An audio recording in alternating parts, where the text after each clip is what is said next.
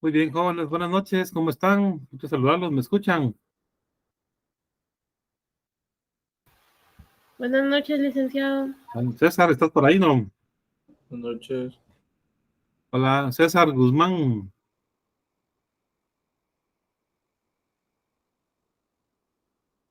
César,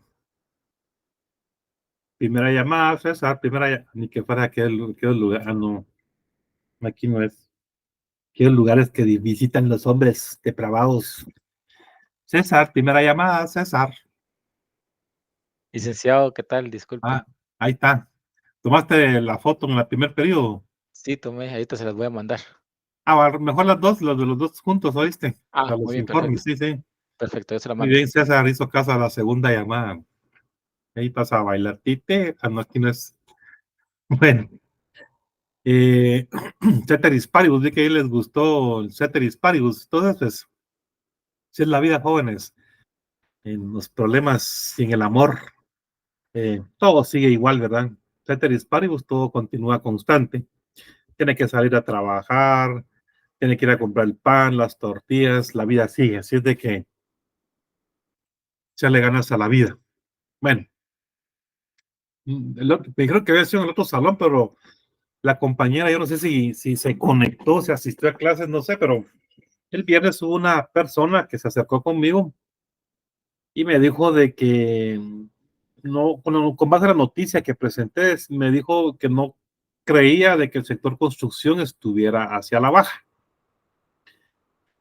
Eh, pues una apreciación particular, entonces, bueno, dije yo, voy a compartirles ahorita algo de lo que yo vi. Nirvana, ¿cómo está? ¿Cómo siguió? Buenas noches, Lick. Bien, muchas gracias por preguntar. Ya mejor. Sí, ahorita todavía tengo que esperar 2 días más para ir a hacer otra prueba. Ay, pero tuvo fiebre muy alta. No, no, yo siento que fue una gripe así bastante severa, pero más no. Bueno. Es que ustedes ahora con tanto virus y tanta cosa que hay en el mundo que hay cosas que uno en realidad no le atina, ¿verdad? Y al final, pues eso viene a repercutir en la salud y qué bueno que esta semana fue virtual. Así usted pues está en su casa tranquila recibiendo clases. Y fíjense que para quienes pagan X, la verdad que les doy la razón. Sin embargo, no lo comparto porque lo ideal es que uno lo suspende el X en muchos casos. Y el X, si lo amerita, suspende, si no, no. Pero la desventaja de suspenderse con el X es de que le cortan el salario y el X le paga a usted la tercera parte, una miseria, una casi nada. Y todos tenemos un presupuesto mensual, recursos limitados. Entonces, que le corten el salario, que el X le pague la tercera parte y que se lo pague dentro de 2 meses, no es ganga. Entonces, enfermarse y que lo suspenda uno el X, la verdad de que es algo muy, pero muy feo. La verdad que es muy feo. Y mucha gente pues no va al IX a operarse, etcétera, o incluso lo hace en otro lado y pide vacaciones con el afán de evitar esto, porque son más molestias que otra cosa. Pero enhorabuena, que me alegro que está por aquí Nirvana y que nos participe bastante en la clase, que es muy valiosa su participación. Que tenga ánimo de participar es la cosa, es lo importante. Bien, Lick, gracias. Ok. Fíjense que con lo que platicábamos de la compañera que habló el día viernes, pues bueno, dije, vamos a ver a grandes rasgos. No me puse yo a analizar el sector construcción ni nada, no que un par de cositas se las quiero compartir y dije, bueno, así vamos a tomarnos una idea si la noticia no era noticia falsa, las famosas fake news que están de moda. Entonces, vi el IMAE y aquí está por ramas de actividad. Lo más reciente que hay publicado del IMAE es a marzo 2024 y aquí está el índice de construcción de variación interanual marzo. Entonces tiene comportamiento negativo febrero y marzo 2024. Entonces ahí ya me dice de que el sector construcción sí va para abajo. Pero no convenció con eso. veamos los préstamos. Y esta información la descargué de la página de la Superintendencia de Bancos y vi los créditos hipotecarios para vivienda, una pequeña caída. Y es la cantidad de créditos. Son créditos hipotecarios para vivienda. No tiene, sí tiene que ver con la construcción, pero no depende tanto de la construcción. Recuerde de que usted va a un banco, contrata un préstamo y la garantía es su casa. Su casa no puede ser nueva, ¿verdad? No necesariamente tiene que ser nueva. Pero hay muchos préstamos hipotecarios, casas nuevas, los apartamentos, que sí son hipotecarios. Pero bueno, entonces vi la actividad construcción, los créditos a la construcción por destino del activo crediticio. Y entonces veo una caída de los préstamos a la construcción. Entonces ya tengo elementos como para decir, sí, la construcción está cayendo en Guatemala en el 2024. ¿Qué otra cosa se les ocurre a ustedes que se podría ver para tomar una idea de cómo se está comportando el sector construcción?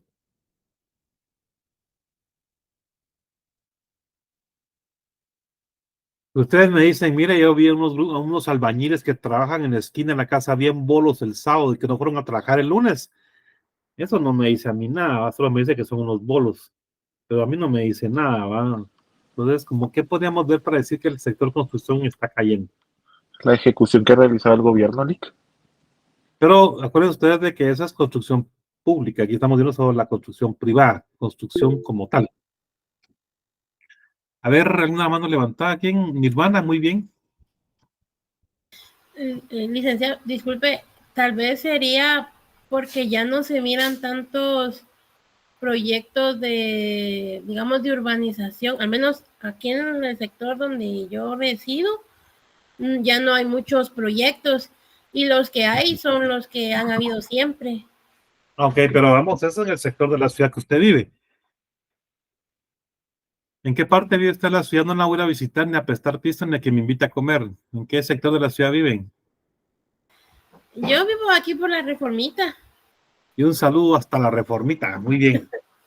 Ese es, digamos, el entorno en el que usted está, ¿verdad? Y fíjese que uno, viviendo en la capital, como que se hace a un sector de la ciudad, ¿no? Entonces todo es, vamos, usted vive al lado de la zona 12, su entorno es más o menos, usted no se va a la zona 18, o usted no se va a un centro comercial. No. Usted no se va a un centro comercial de la zona 6 o de la Roosevelt, ¿verdad? Además que todo se mueve por su sector. Va a los centros comerciales, mercados, supermercados, trae su trabajo en ese sector de la zona 12, pero no va más allá de. Entonces, bueno, podemos ver algo así lo que se aprecia. También la observación es un instrumento de investigación. Pues fíjense que yo lo que vi fue esto: recaudación de ingresos tributarios, el impuesto sobre distribución de cemento. Porque, obis, dicen algunos jóvenes, ¿no? A huevos diría uno, las construcciones tienen cemento. A menos que sean hechas de lepa o sean hechas de madera, ¿va? Entonces, pero casi todas las construcciones llevan cemento. Entonces, si hay un aumento en la producción, la distribución del cemento, pues hay más construcción y viceversa. Entonces, esta información de la SAT, que es el impuesto sobre distribución de cemento, pues si hay más impuestos sobre distribución de cemento o viceversa, tiene una relación con el sector construcción. Y yo veo aquí cifras, miren, de enero a julio 2023 y 2024, cifras de enero a julio, veo una caída de 2.3%. Entonces yo puedo tener un elemento y decir, pues sí, la construcción está cayendo. Hay menos producción o menos distribución de cemento. Por supuesto, de que el otro salón me dijeron, puedo haber visto cifras del INE. El INE tiene, César, ¿qué datos maneja de construcción el INE? César, tercera Maneja, llamada. no, maneja el IPMC, que es el índice de materiales de la construcción. Ajá. Entonces van a básicamente sacar el precio del costo de los materiales para las construcciones. Entonces me imagino que a eso se refería Sebastián. Sebastián. Sí. Ok, pero digamos son precios de Aunque también materiales. él también mencionó mencionó al DINESE, pero el DINESE es el directorio de empresas constituidas formalmente en el país. Sí, pues, pero es un Entonces, directorio, no es ajá, que sí, no, ellos no van a, no sé por qué mencionó al DINESE, la verdad no lo sé, pero sí, el IPMC sí, porque pero son, es son el precios de costos, materiales. exacto, los costos de materiales. Sí, podríamos decir inverso, porque si está subiendo el precio, puede bajar la construcción Sí, y se puede. viceversa, ¿va? Ajá. Ok. Normalmente, los años anteriores estaba al alza el precio de los materiales porque había mucha demanda, los mismos por tanta construcción que había, ¿verdad? Ahorita con la caída que han habido en las construcciones, eh, creo que también lo estamos reflejando en el IPC, que ya está empezando a bajar lo que son costos de materiales, ¿verdad? Ok, buenísimo, gracias. Y también ver en la Cámara de la Construcción, ellos construyen su índice de construcción, entonces, pues, tenía uno una idea del comportamiento de esta rama de actividad. Yo no me voy a casar solo con este impuesto de distribución de cemento, pero si yo estoy viendo créditos y estoy viendo el cemento y estoy viendo el IMAE, que los tres me reflejan una caída, pues bueno, puedo decir, hay idea, indicios de que la construcción en el año 2024 no le va a ir bien. ¿Sí? Y eso es lo que quería compartir. No sé, la chica era el otro salón, ¿verdad, César? La compañera. Sí, era del otro salón y ahí estaba conectada. Ah, sí está. Ah, Bárbara, no Así, dijo nada, solo me indujo. sí, ahí estaba, pero no quise decir nada. Así son todas, solo me inducen. Está bien. Vamos a ver, aquí está. Bueno,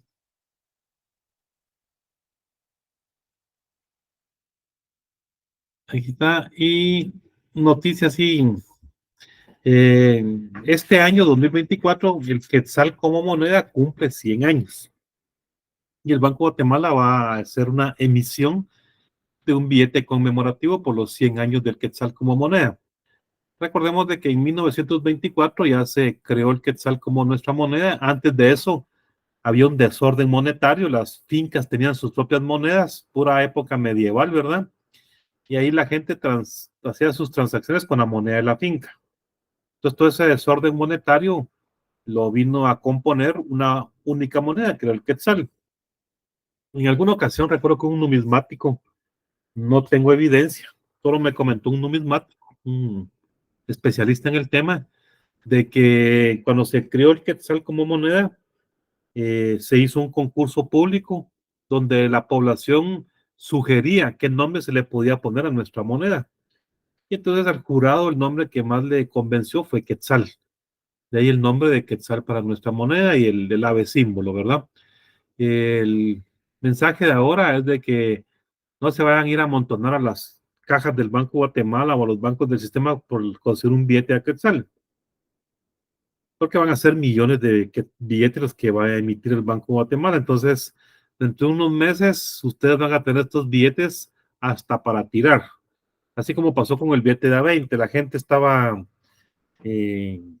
la fiebre del billete de A20, etcétera, y ahora uno los encuentra hasta por chingar en los bancos del sistema, ¿va? Entonces, lo mismo con el billete de Quetzal. Los coleccionistas, los numismáticos, las personas que les gusta coleccionar billetes, pues ya ven cosas peculiares. Entonces, por ejemplo, este billete, miren, el número de serie es 507. A un coleccionista pues, le va a interesar un billete que entre más bajo sea el número de serie, mejor. ¿Sí? Entonces, el 1 o el 2 o el 3 o algo así, los primeros números, los de 1 al 100, esos billetes son para los que ya dijimos, ¿va? El presidente del Banco de Guatemala, el gerente, las autoridades, le mandan al presidente de la República, a la vicepresidenta, a los embajadores, en fin, les mandan un billete con este número de serie así muy, muy bajo. De ahí están los primeros 1000, que es lo que andan buscando los coleccionistas. Y de ahí para el resto los mortales.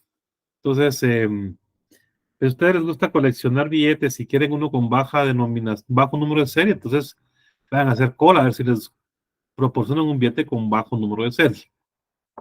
Y los empleados y ex empleados del Banco de Guatemala, pues si aquí hay alguno, el chiste de estos billetes es de que uno tiene un número de trabajador, un número de antigüedad le llaman ahí. Entonces uno siempre quiere billetes con su número de antigüedad. Pero bueno, es otro cantar. Y las medidas de seguridad, ¿verdad? Es un billete conmemorativo. Estos billetes originalmente decían los chemas. José María Orellana se llamaba el jefe de Estado cuando se creó el Quetzal. Y el gestor, o el que hizo todas las vueltas y para que se creara el Quetzal, Carlos Sacristán, que es el señor que está en el billete a 50, como ya lo mencioné en alguna ocasión en clase en política monetaria, ¿verdad? Bueno, la noticia de hoy es con relación a las remesas. 12,000 millones han enviado migrantes guatemaltecos en 7 meses de este año. También es del periódico La Hora la noticia. Este dinero es fundamental para mantener a flote a miles de hogares y a la economía nacional. Entonces, aquí tengo una ilustración que ellos publicaron. Quiero hacer un comentario. Esta información del año 2016 al 2023 está a diciembre. Y a julio 2024 aparece este 7%. No es por el mes 7, sino que es una tasa de crecimiento del 7%. Entonces, bueno, como es con fines ilustrativos y es de prensa, pues bueno, está bien, ahí ellos saben cómo publican. Pero nosotros, como economistas, tenemos que hacerlo todo con los mismos periodos. Entonces, yo aquí tengo una gráfica parecida, solo que todo hasta el 2024 está al mes de julio. Julio 2015, julio 2016, entonces la variación de enero-julio 2016 respecto a enero-julio 2015, 14.7%, está en porcentajes. Entonces, vemos nosotros una desaceleración en las remesas. Este 1.4, que ha sido el más bajo, es por la pandemia. Luego vemos esta expansión y luego vemos que las remesas están desacelerando. Luego, aquí tengo yo información del Banco de Guatemala y ellos también miden una desaceleración en las divisas de remesas, porque han proyectado que el año 2024 va a cerrar en un crecimiento de 9.5.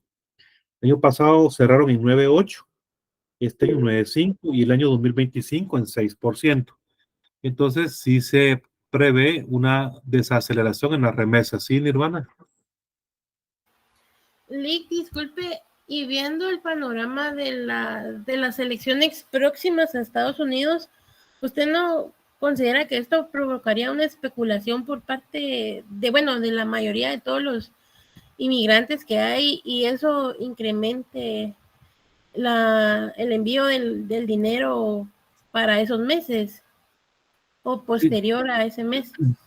Sí, fíjense que recordemos de que los dólares es un activo de refugio también, y no digamos para los connacionales que están allá.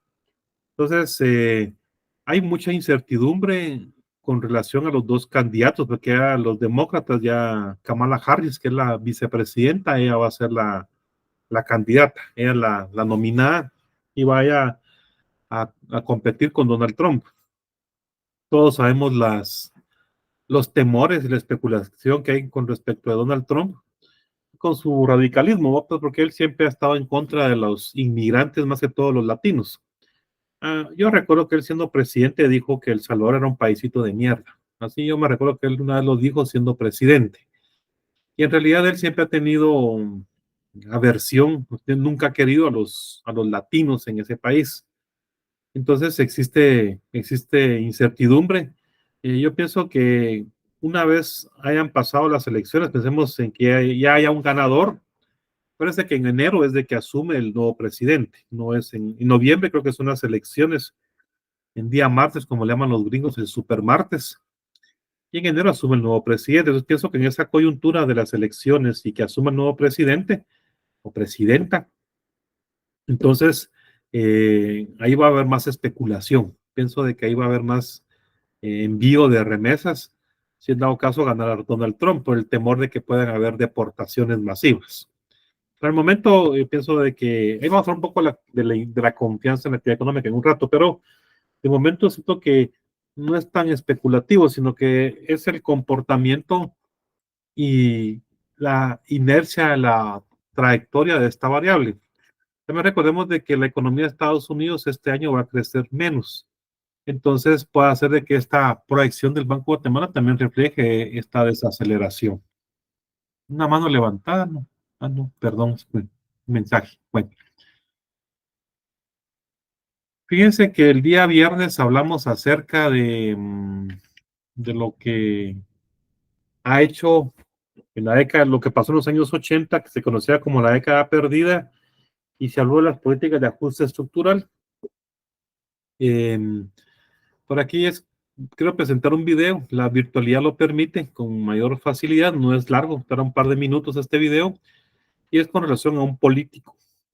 Y miren, los políticos cuando están con un círculo, una audiencia selecta, con gente profesional como nosotros, pues su discurso es económico. Cuando están con un público selecto, cuando están sin el ánimo de subestimar ni nada por el estilo, pero cuando están con el pueblo, pues hablan cosas que a la gente común y corriente le parecen interesantes. Pero con públicos selectos, los políticos por lo regular hablan de economía. Este político mexicano no es economista, él es politólogo, esa es su formación académica. Entonces aquí hay un discurso económico, entonces voy a presentarlo, permítanme un segundo.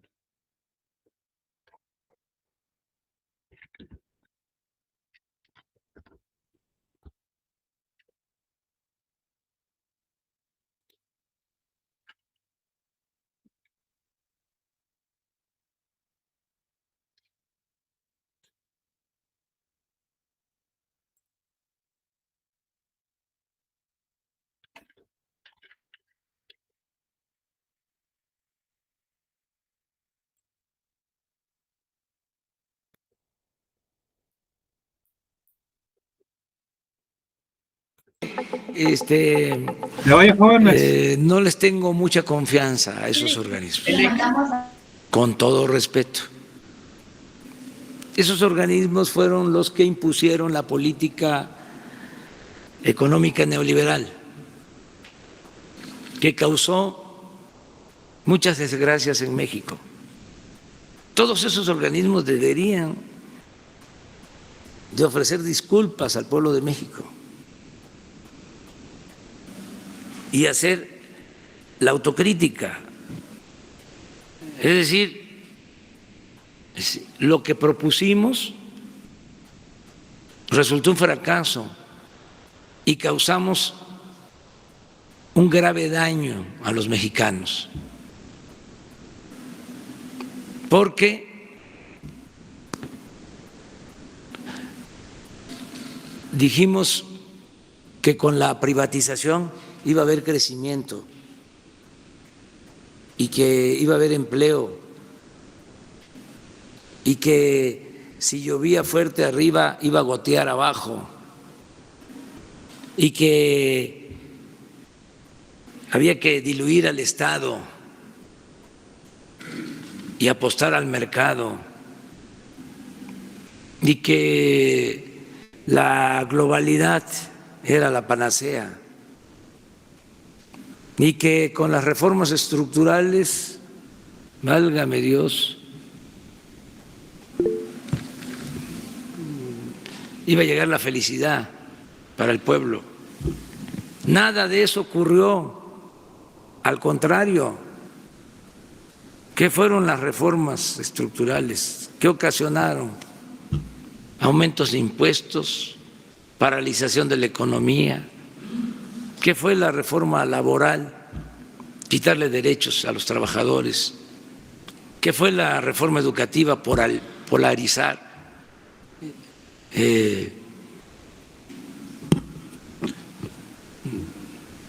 Afectar la dignidad de los maestros, dejarnos sin médicos por el afán de privatizar la educación.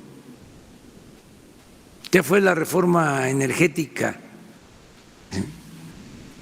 Caída en la producción petrolera, más dependencia en la compra de combustibles, importación de gasolina. México, primero, segundo lugar en compra de gasolina en el mundo. ¿Qué fueron las reformas estructurales del Fondo Monetario Internacional? La destrucción de la petroquímica.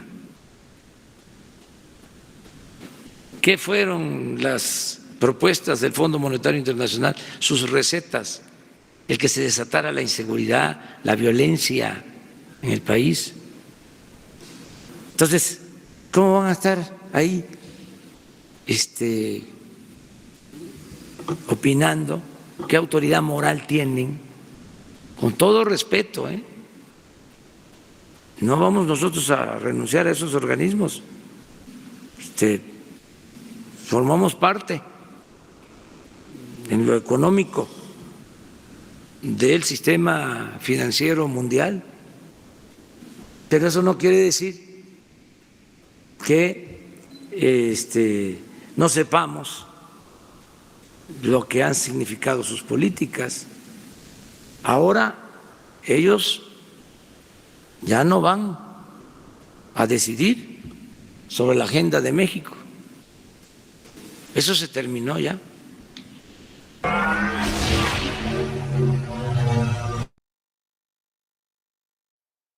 Muy bien, comentarios, jóvenes, ¿qué opinan? ¿Qué piensan? Sí, Oscar. Buenas noches, licenciado. Buenas noches, compañeros. Pues interesante el tema que aborda, independientemente de si lo que dice es cierto o no, ¿verdad? Pero eso me hace pensar en lo importante que es el uno tener una formación básica, por ejemplo, en cuanto a doctrinas económicas, conocer los cursos básicos, porque en este caso viene, habla de cosas y uno puede decir, sí, sí, es cierto, qué bonito suena, pero como usted bien indica, como economistas, nosotros tenemos que tener una crítica, pero saber exactamente acerca de qué se está hablando, ¿no? Sí, muy bien, y es lo que platicábamos al inicio de la clase. Miren, ahora que estamos en la época de la información, fluye de todo tipo de información, pero también hay cómo corroborar eso. Y yo les recomiendo, pues si lo hice alguna vez, insisto, en que ustedes siempre acudan a corroborar las fuentes formales. Miren, por ejemplo, hace les conté, a mí me ve una noticia falsa de otro medallista olímpico aquí en Guatemala y me pareció raro. Entonces, cuando yo fui rápido a ver la página de Prensa Libre y no decía nada, y busqué en otro lado y tampoco, entonces eran mentiras. Entonces, de igual manera, en economía, pues busquemos las fuentes formales y la información con el ente encargado. Por ejemplo, si se está hablando hace un rato de bancos, pues bueno, yo voy a la página de la Superintendencia de Bancos y ahí descargo la información. O se está hablando de impuestos, pues bueno, yo voy a la SAT. Siempre es importante corroborar lo que se dice. Gracias, Oscar. ¿Alguien más? ¿Un comentario? ¿Alguna chica?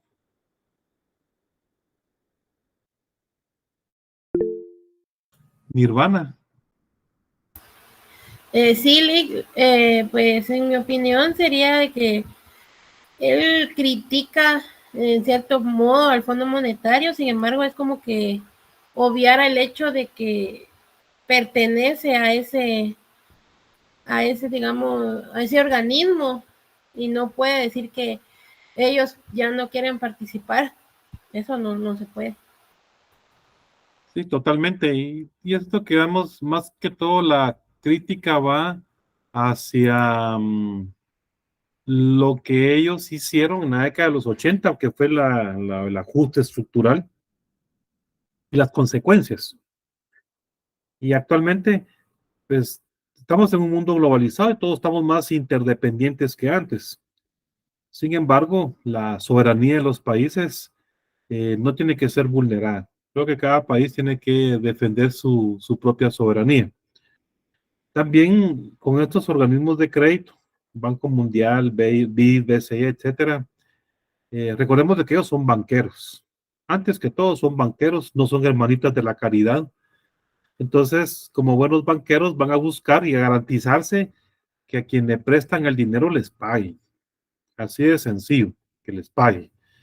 Entonces, los países cada vez han tenido menos dependencia de ellos porque los créditos son, o los préstamos para financiar el presupuesto ha sido por medio de bonos. Ya los gobiernos han emitido bonos, los colocan en los mercados de dinero, en las bolsas, y así es como fluye el dinero para financiar el presupuesto en muchos países. Entonces ellos como que tienen menos injerencia. Sin embargo, los inversionistas miran mucho la calificación riesgo país o la calificación de la deuda soberana que pueda tener un país. Entonces, estos organismos, el Fondo Monetario otorga una calificación. También están las calificadoras Fitch, Standard & Poor's, Moody's, que otorgan calificación riesgo país, que le hemos hablado aquí en la clase hasta el cansancio. Entonces, se ha invertido un poco la matriz, la forma de adquirir préstamo y de relacionarse con estos bancos. Sin embargo, ellos en determinado momento, cuando se les pida un préstamo, pueden aumentar sus condiciones. Y si ellos tienen tasas de interés más bajas de lo que los bonos se podrían cobrar o pagar las tasas de interés en los bonos, entonces, ¿cómo se llama? Sujetarse a sus condiciones. Yo aquí en la clase ya mencioné de que a nivel de gobierno se habla acerca de pasarse de deuda bonificada a deuda con estos organismos, o sea, volver a lo que se hacía antes, porque después de la pandemia se evidenció que estos organismos tienen exceso de liquidez y quieren ver cómo colocan esa plata. Entonces han bajado sus tasas de interés y son tasas de interés más atractivas que la de los bonos. También ellos tienen algunas ventajas como periodo de gracia, o tienen algunas cosas adicionales que para los gobiernos puede resultar atractivo. Pero también no perder de vista esta injerencia que ellos podrían tener, como pasó en los años 80. Argentina es el país más afectado por las recetas del Fondo Monetario. Y en el año 2006, cuando llegaron los peronistas de nuevo al poder con este Néstor Kirchner, le pagaron la deuda al fondo y fueron a cerrar la oficina. Ya les pagamos, váyanse, ya no queremos nada de ustedes. Entonces las cosas pueden volver a eso, de que tienen mejores tasas, en fin, pero los países no pierdan su soberanía. Gracias, Nirvana. Voy a continuar entonces con la clase. Era solo un pequeño entremés con los videos de la clase, ya que la virtualidad lo permite.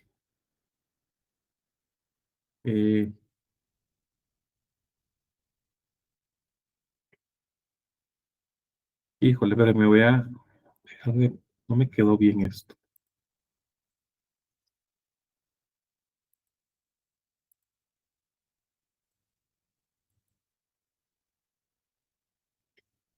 Bueno, esta parte es poco teórica, entonces necesito que participen, que opinen, que aporten, porque si no, hasta yo me puedo dormir. Bueno, todo proceso se rige por las leyes objetivas y de la abstracción, y de ahí se construye una ley científica. Recordemos de que la economía, como es ciencia, pues también tiene sus leyes científicas. La economía es una ciencia social, ya lo hemos dicho aquí en la clase muchas veces, y recordemos un poco por ahí el curso de socioeconomía general ahí en el primer semestre. ¿Cuáles son las leyes del desarrollo que nos enseñaron ahí en socioeconomía?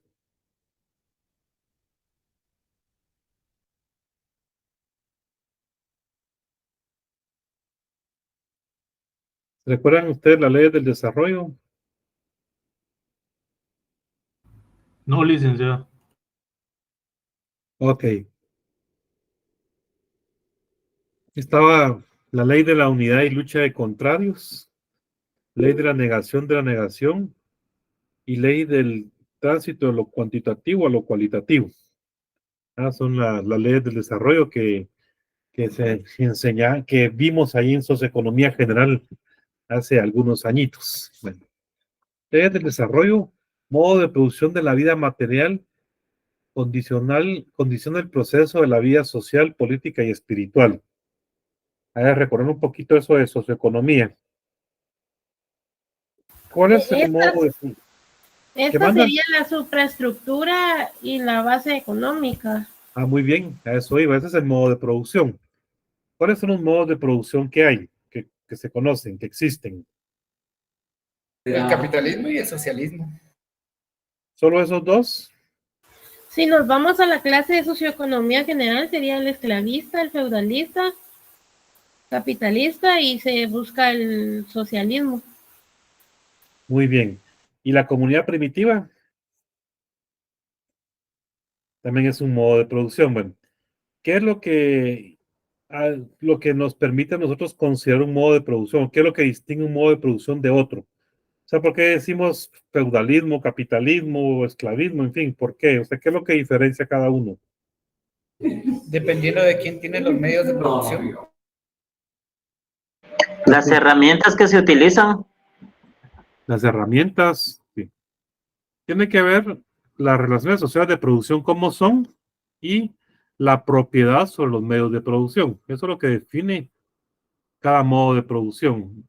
La propiedad sobre los medios de producción y las relaciones sociales de producción. Por ejemplo, en el feudalismo y el capitalismo, ¿cómo son las relaciones sociales de producción?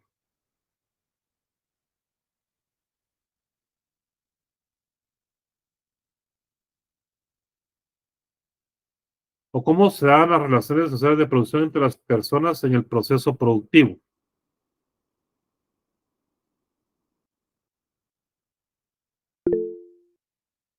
A ver, Nirvana. Sería por medio de como de una dependencia, trabajador, empresario, campesino, siervo de la gleba, o sea, una relación de dependencia donde estos trabajan en el, digamos, en la tierra para darles ganancias a los dueños del medio de producción. Ok, muy bien, gracias. Miren, la propiedad privada sobre los medios de producción existe en el feudalismo y capitalismo. Y hay dependencia en las relaciones sociales de producción. Pero en las relaciones sociales de producción del feudalismo y el capitalismo, en el capitalismo existe la categoría salario. Mientras que en el feudalismo había una renta en especie. Y la renta en especie es de que el que alquilaba la tierra al dueño le pagaba con cosecha, ¿verdad? Y entonces, trayéndolo a Guatemala, al siglo XXI, ¿ustedes creen que todavía hay resabios del feudalismo en nuestro país? ¿O ya estamos en un sistema capitalista plenamente? Para empezar, ni siquiera somos un país altamente industrializado y yo creo que sí puede haber algún rezago de feudalismo. Y yo creo que soy más la novela que a Carlos, pero sí, dice él que sí hay todavía resabios del feudalismo, ¿verdad? Bueno, pues uno lo puede ver en el campo. Hay personas que arriendan tierra y pagan con cosecha. Y entonces ese es un resabio del sistema feudal. Ya a veces cuento esta experiencia, porque a veces la gente, no estoy diciendo que nosotros lo sepamos todo, pero nosotros como economistas debemos de tener conocimiento de algunas categorías económicas. Pues resulta que en una ocasión yo estaba en una sobremesa platicando ahí con algunos colegas, había unos auditores, un administrador de empresas y este servidor. Y fíjense que el auditor dijo que que la globalización, ojo con esto, que la globalización es un nuevo modo de producción. Entonces, les traslado la pregunta a ustedes. ¿Es la globalización un nuevo modo de producción?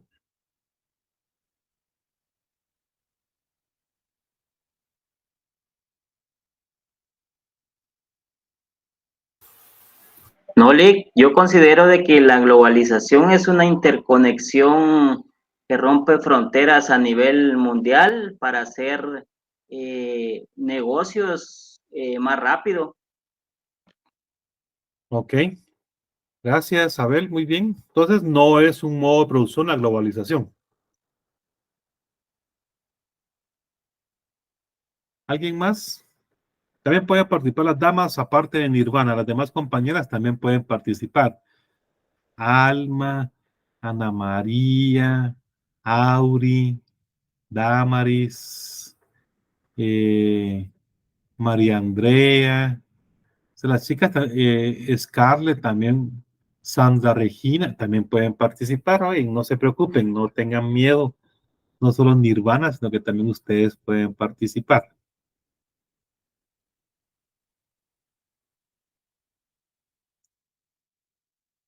Bueno, ¿qué es la globalización? Que me diga alguna de las compañeras que acabo de mencionar. O están ahí haciendo la cena, ahí, viendo la novela. Ok, gracias, Nirvana. A ver, compañeras, ¿qué es la globalización?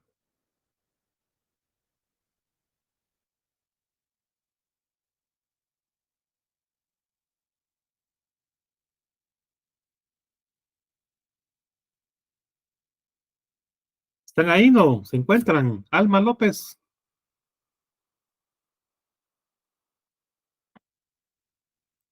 Buenas noches, licenciado.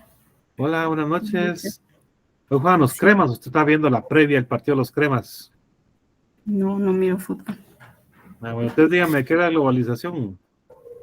Es el capitalismo en su pleno esplendor. En su máximo esplendor. Muy bien, gracias. La globalización es una expresión del sistema capitalista. No es un modo de producción porque las relaciones sociales de producción siguen siendo de mutua dependencia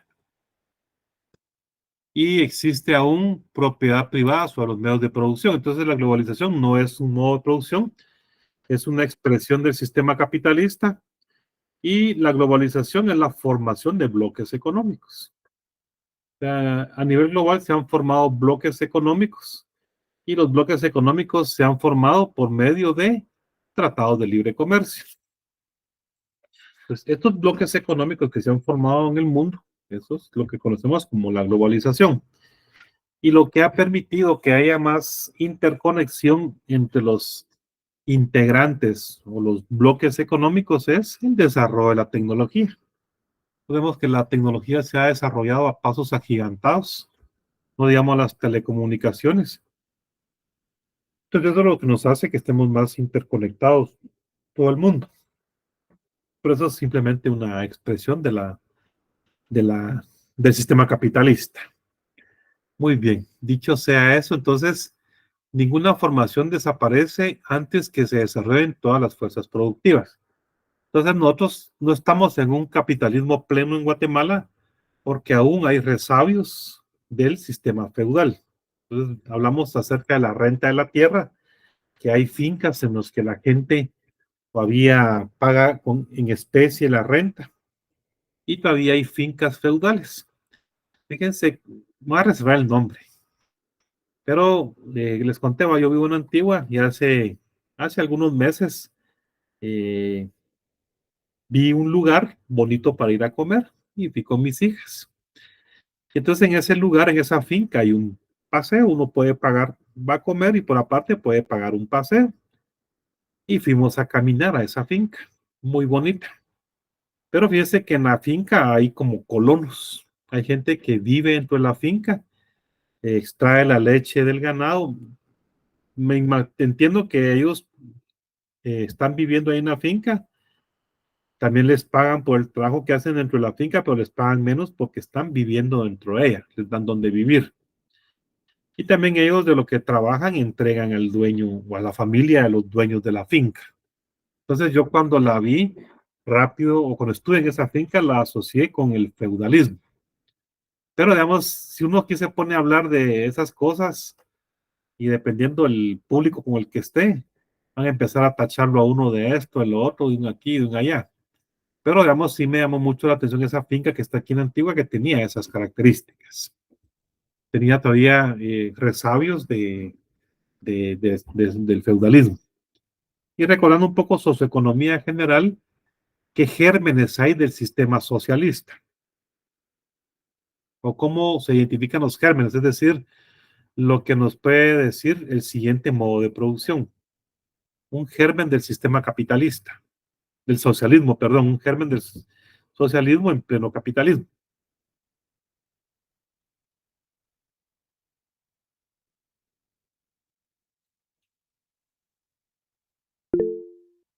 A ver, Oscar. Sí, licenciado. Sería, por ejemplo, que el Estado tenga bajo su propiedad, digamos, o su administración, ciertos sectores productivos que pueden ser grandes o pequeños, como pasaba en los 90 o antes de los 90. La Prolac. Sí, correcto. O como estaba en su momento el Guatel. Ok.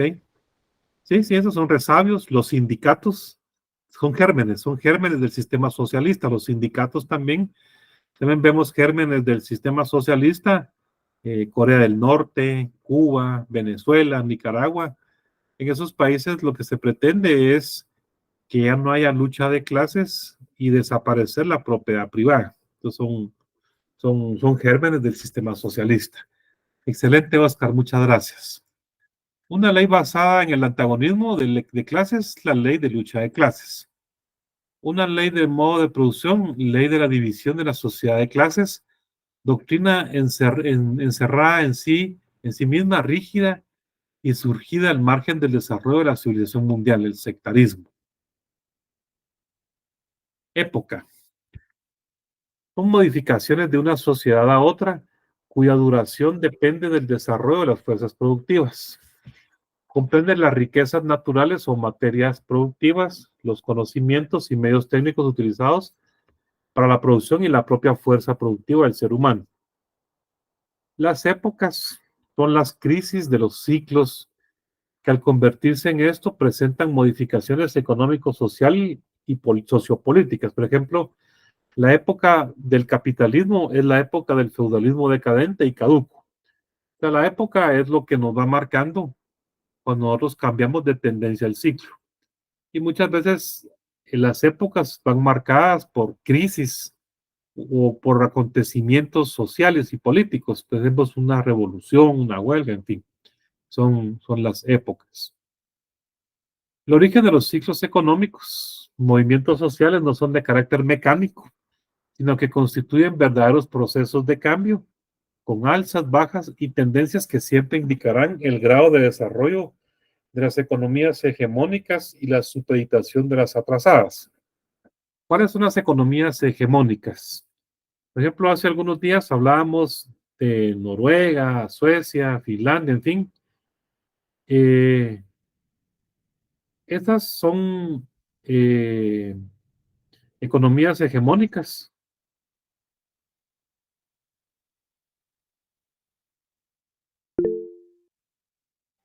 ¿No, Lick? No, ¿por qué? Yo considero que las economías hegemónicas, tal vez ahorita que está Estados Unidos peleando con China, son las economías hegemónicas, pero los otros son países, o sea, desarrollados de Europa, pero no economías hegemónicas. Ah, muy bien, gracias. Entonces, los países que tienen un índice de desarrollo humano alto no son hegemónicos.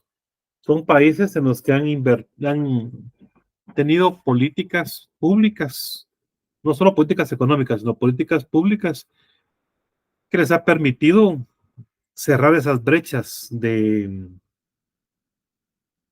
asimetrías que hay en el sistema. Porque esos países al final lo que han hecho es cerrar esas brechas. Y hay una distribución más equitativa de la riqueza y por lo tanto todas las personas tienen acceso a servicios como salud, educación, seguridad, infraestructura, en fin.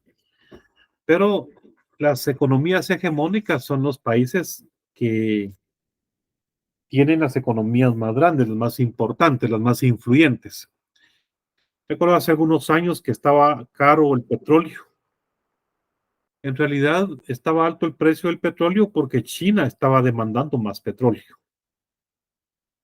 Estados Unidos está demandando más o menos petróleo, entonces influye en el precio. Entonces son las economías hegemónicas, son las economías más importantes. Y las hegemónicas en el mundo son Estados Unidos y China. Y el ciclo de la economía de los países, pensemos en América Latina, están vinculados a una economía. México, Centroamérica, el ciclo de sus economías está más vinculado al de Estados Unidos. Pero algunos países de América del Sur, su ciclo económico está más vinculado al ciclo de la economía de China. Como, ¿qué países creen ustedes que están más vinculados a China que a Estados Unidos en América del Sur?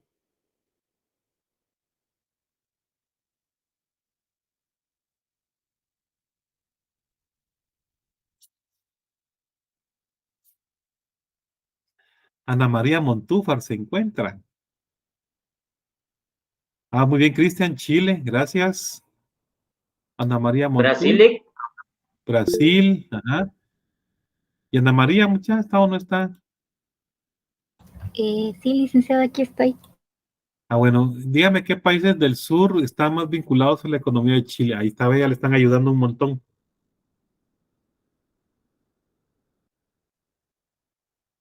Perú, Chile, Bolivia, Ecuador. ¿Por qué cree usted? Ajá, muy bien, Ecuador, Uruguay, Paraguay y todo lo que hay por ahí. No, Uruguay y Paraguay no tanto, pero Chile, Ecuador, Bolivia, sí, principalmente. Perú, Ecuador, Bolivia, Chile. ¿Por qué cree usted, Ana María Montúfar?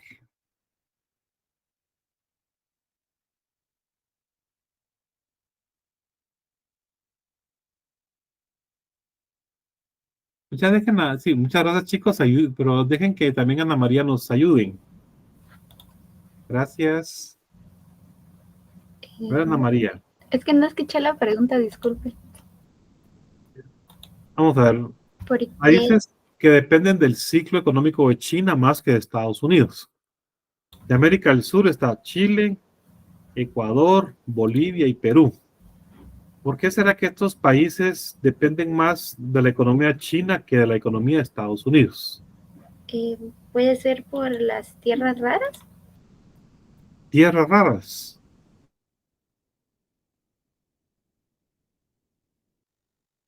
Eso no.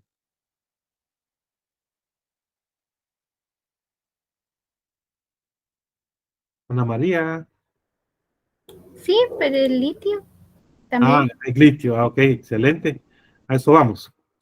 Fíjense que estos países que ya mencionamos son países muy ricos en minerales y ellos producen materias primas que le sirven mucho a China para producir productos tecnológicos, electrodomésticos, de computación, en fin.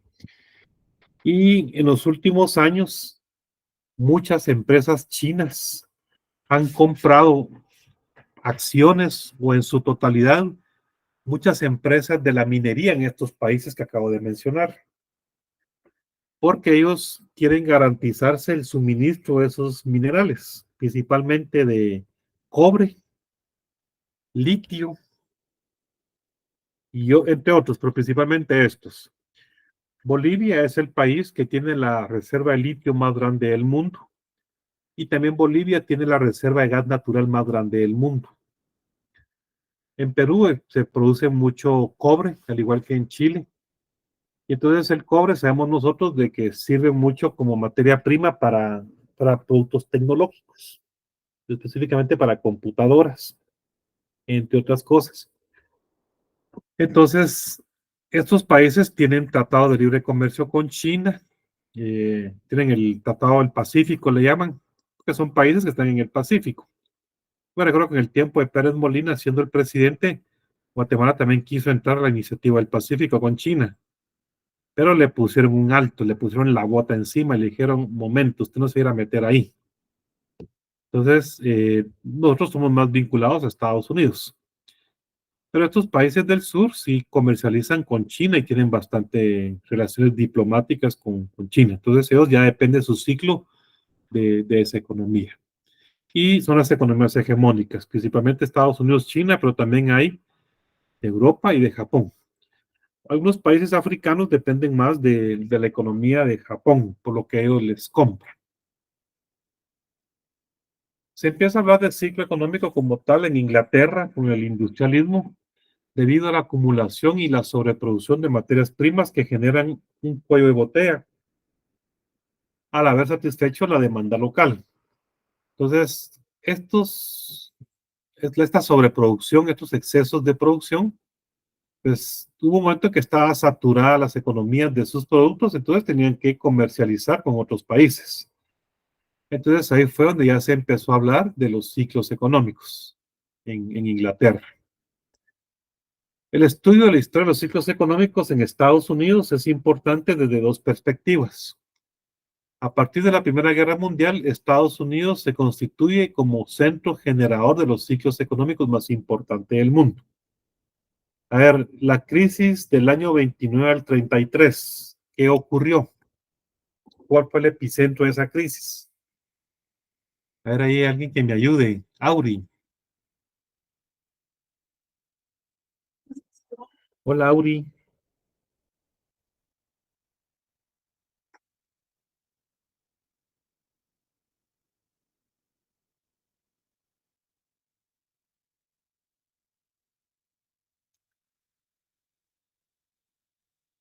Pero digamos, ¿qué pasó en esa depresión? A todos los dejó el novio y la novia, quedaron en depresión. ¿Qué ocurrió en esa depresión del 29 al 33?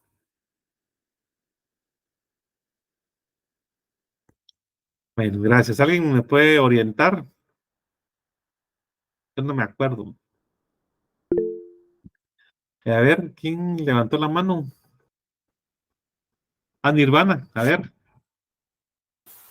Sí, lo que sucedió fue que hubo una especulación en la bolsa de valores, porque Ok. durante los años 20 hubo un auge cuando decidieron comprar muchas como acciones y varios compraron, unos mismos compraron varias acciones y después existió una caída en ese mercado. También se redujo el consumo y la inversión. Ah, ok. Excelente, gracias. También recordemos aquí de que en la Primera Guerra Mundial fue del año 1914 a 1917-18. Esa guerra firmaron el Tratado de Versalles y Alemania en ese tratado se comprometió a pagarle a Francia y a otros países, a Inglaterra, a otros países de Europa, a pagarle por los daños que ocasionó en la Primera Guerra. Y entonces eso los llevó a imprimir mucho dinero, muchos marcos alemanes, lo que provocó una hiperinflación en 1924 en Alemania. Luego vino la crisis del 29 al 33. Y entonces, ¿qué ocurrió en Alemania? ¿Y qué, qué pasó en Alemania después de esa crisis? A ver,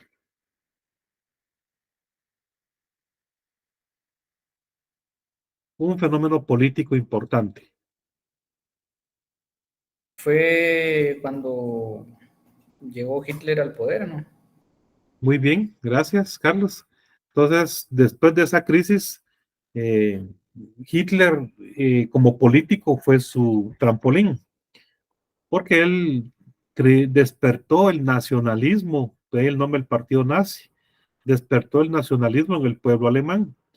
Y entonces dijo, bueno, miren la crisis del 24, donde nosotros tuvimos hiperinflación, problemas económicos, luego vino la crisis del 29 al 33. En Alemania necesitan un mesías. Él se vendió como alguien que iba a sacarlos de la crisis. Entonces eso fue lo que le permitió asumir el poder. Y luego pues la dictadura de Hitler y el partido nazi, y todo lo que todos sabemos con la Segunda Guerra Mundial. Pero digamos, fue una oportunidad para él lanzarse como político, porque en realidad antes de la crisis del 29 al 33, en las elecciones en Alemania el partido nazi ganaba el 3, el 4, el 5% del total de votos y metía muy pocos diputados al Congreso. Entonces después ya con un líder con esas características, porque al final Hitler era un gran orador. Él movía las masas, así como las tortilleras a mediodía, va que uno mira moviendo las masas. Entonces igual era Hitler, él movía las masas con su discurso porque era un gran orador. Pero digamos fue producto de crisis económica que él encontró la oportunidad con sus aspiraciones políticas. Las fluctuaciones económicas de la economía norteamericana determinan en forma decisiva las fluctuaciones de la economía mundial. Los epicentros de las crisis globales han estado en Estados Unidos. Por ejemplo, las dos crisis económicas más importantes, que fuera el 29 al 33, y la subprime, que fue 2008-2009, el epicentro de esas crisis estuvo en Estados Unidos y estuvo en las bolsas de valores. Bueno, entonces, ¿qué tienen las bolsas de valores? ¿Será que ahí se originan las crisis? ¿O ahí se reflejan?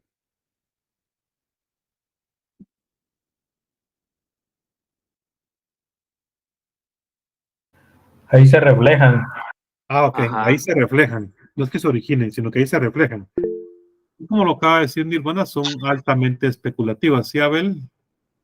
Lick, solo hace como 15 días aproximadamente, las bolsas de Asia, Japón y varios países de Europa, solo por la especulación de la Fed, que todavía no sabía si iba a subir o bajar la tasa de interés, ya había especulación y empezaron las bolsas a tener pérdidas.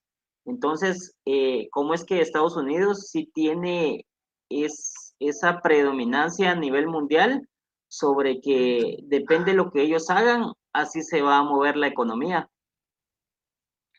Muy bien, muy buena pregunta. Y miren, yo lo que entiendo primero que todo es de que Estados Unidos es el mercado más grande del mundo. Todo el mundo le quiere vender a Estados Unidos.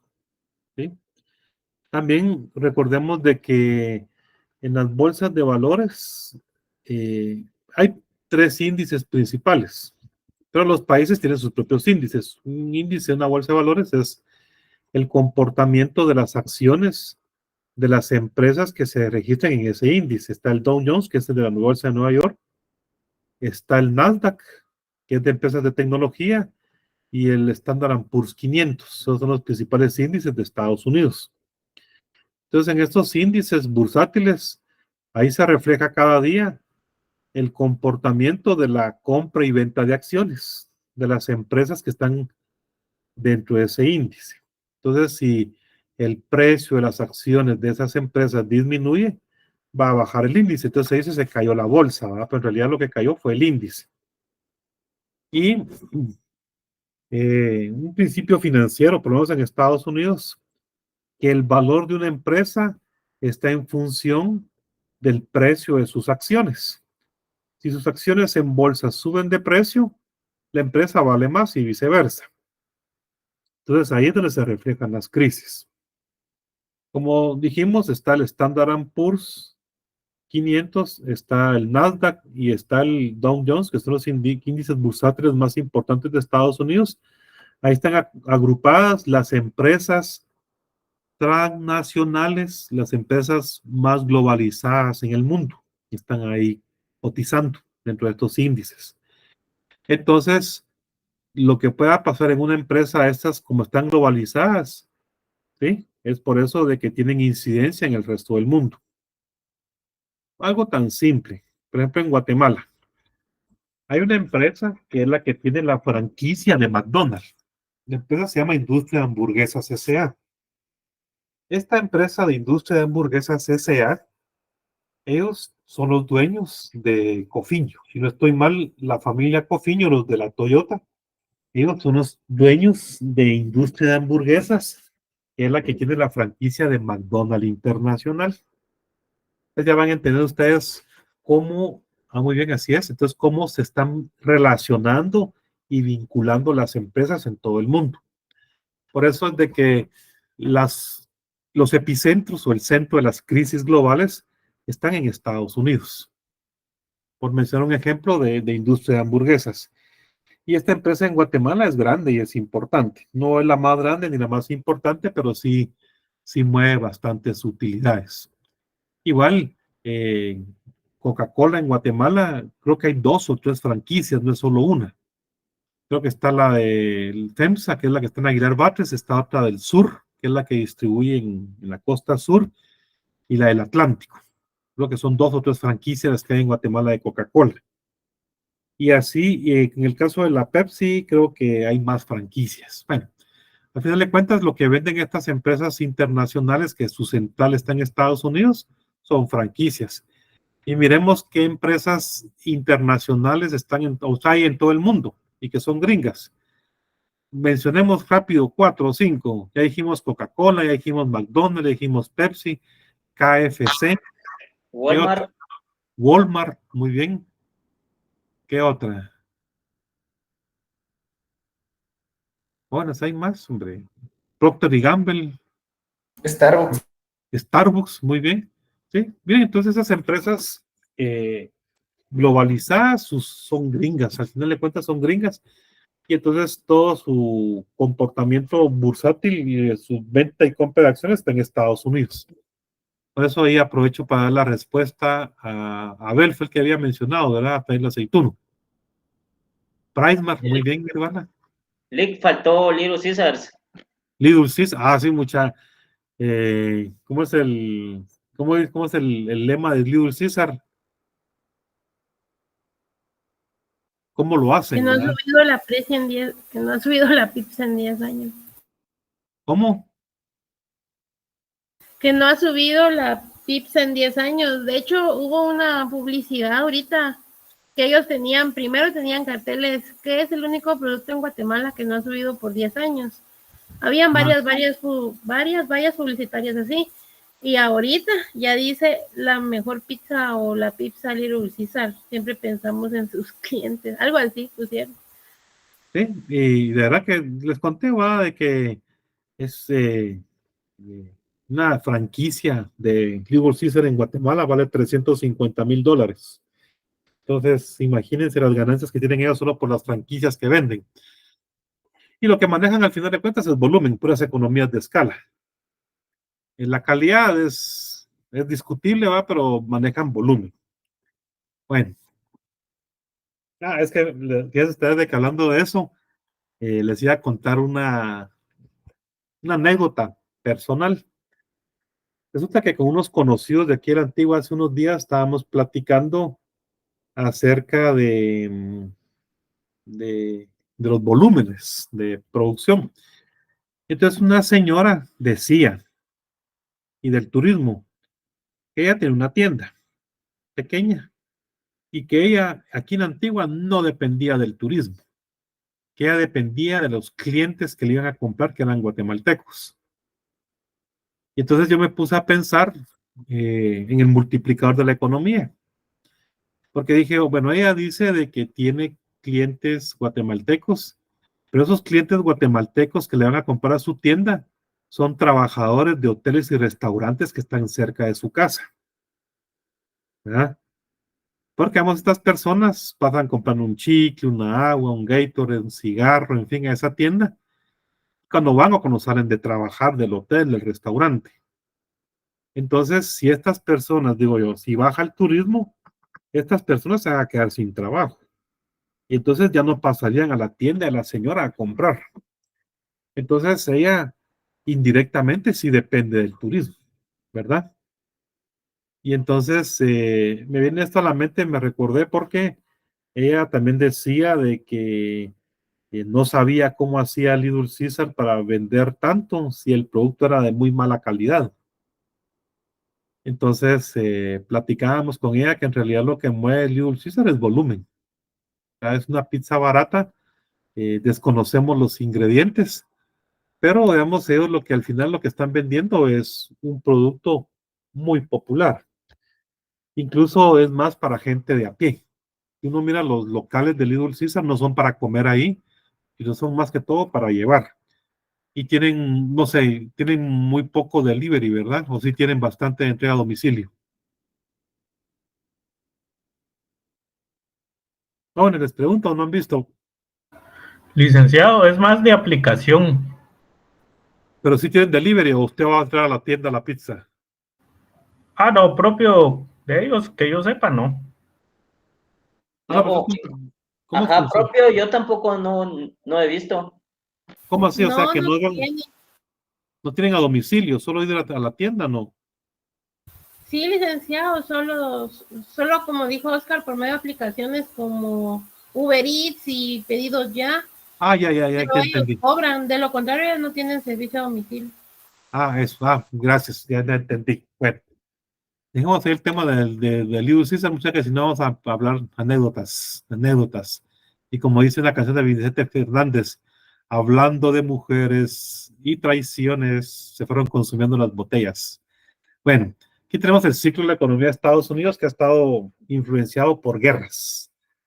Esto debería de ser apellido guerra, porque estos pisados han tenido una de guerras, pero sus guerras, miren, han influido en el crecimiento de la economía. Aquí tenemos la Segunda Guerra Mundial, en el caso de Estados Unidos, y cómo ha influido en su crecimiento económico. La guerra de Vietnam, la guerra de recesión, la guerra de las Coreas, Primera Guerra Mundial. El índice de confianza. El índice de confianza, pues como su nombre lo indica, expresa cuál es el sentir de la población respecto a las políticas económicas o los temores o la confianza que pueda tener. Por aquí tengo yo el índice de confianza de la actividad económica de Guatemala, el ICAE, y dicho sea de paso, voy a mencionar algo.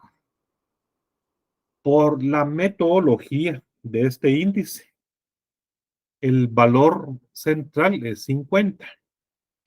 Entonces, cuando el índice está por encima de 50, quiere decir de que en esta fecha la confianza para los siguientes 6 meses es positiva. En estos picos positivos, estamos diciendo que la gente para los próximos 6 meses tiene buenas expectativas de la economía.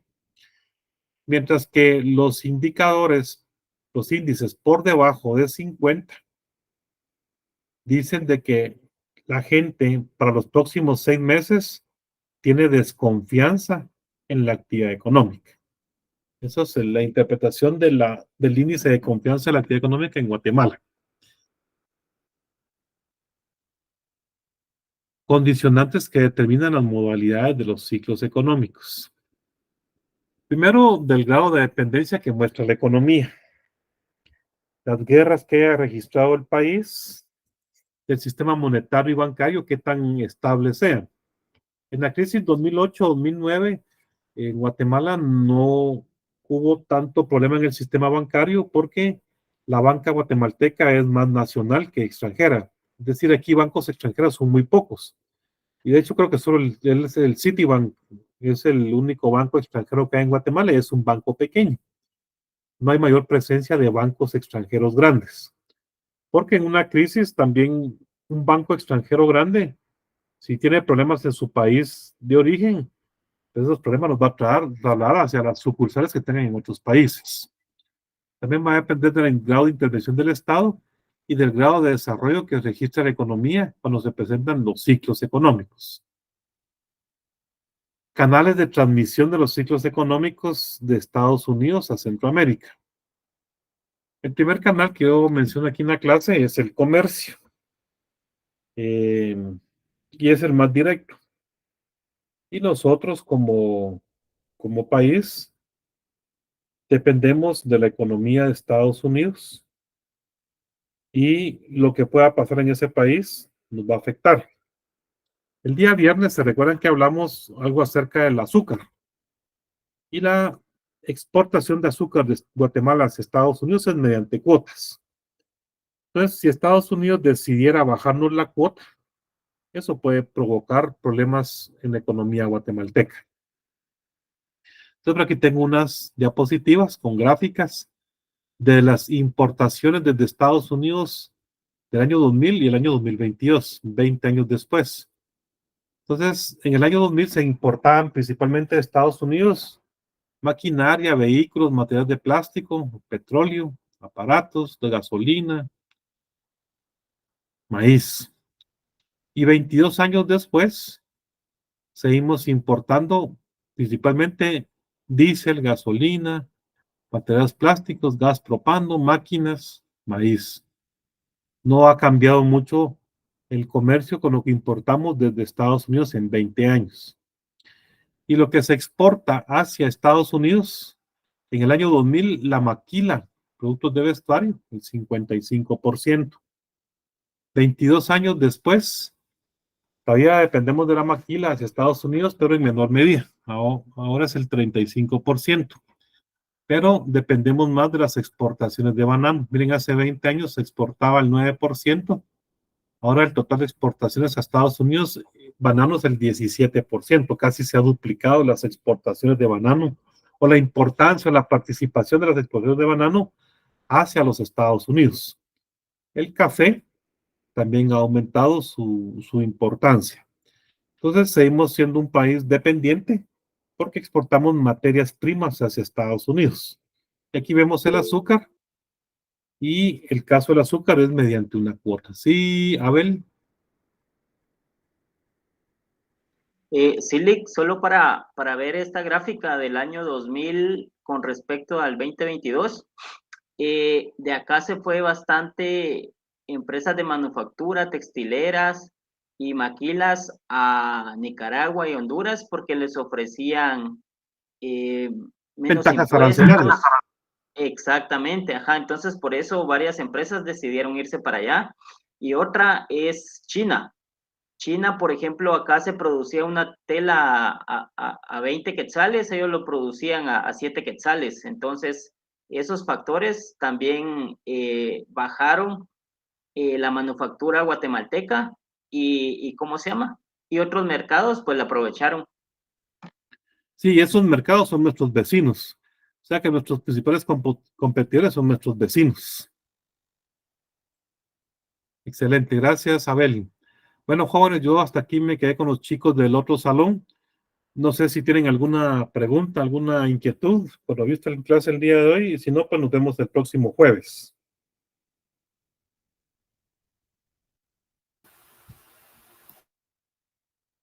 Bueno, muchísimas gracias.